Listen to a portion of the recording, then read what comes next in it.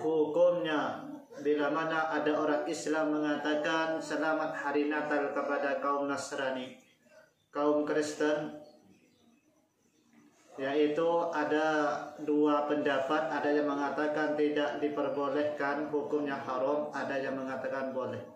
Tapi kalau menurut pendapat saya, yaitu hukumnya tidak diperbolehkan, karena saya punya landasan mengikuti ulama-ulama salaf terdahulu, bahwasanya mengatakan selamat hari Natal, mengucapkan selamat hari Natal kepada kaum Nasrani itu hukumnya haram, karena itu berkaitan dengan akidah kita sebagai umat Islam yang beriman kepada Allah Subhanahu wa ta'ala. Karena apa? Kok bisa tidak diperbolehkan atau haram mengatakan atau mengucapkan selamat hari Natal? Karena arti dari Natal itu sendiri adalah merayakan hari kelahiran Nabi Isa sebagai anak Tuhan,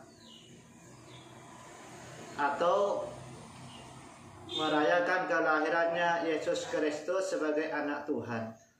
Sebagai umat Islam yang percaya kepada Allah Subhanahu wa ta'ala sebagai Tuhan yang Maha Esa, kita wajib untuk menanamkan hati kita supaya tambah yakin kepada Allah kalau Allah Ta'ala itu adalah tunggal.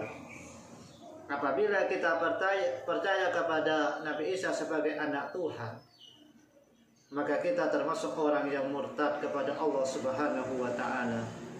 Karena Allah Subhanahu wa ta'ala mengatakan kepada kita dalam Al-Quran, Qul huwallahu ahad, Allahus samad, lam yalid wa lam yulad wa lam yakul lahu kufuwan ahad.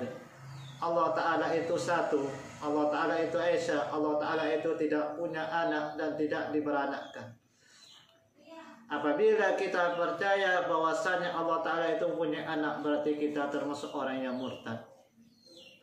Bahkan Kanjeng Nabi Muhammad SAW tidak melarang kita bersosialisasi kepada kaum Nasrani. Kita tidak dilarang untuk bersosialisasi dengan orang-orang Yahudi. Tapi kalau masalah urusan akidah kita dilarang oleh Nabi Muhammad SAW.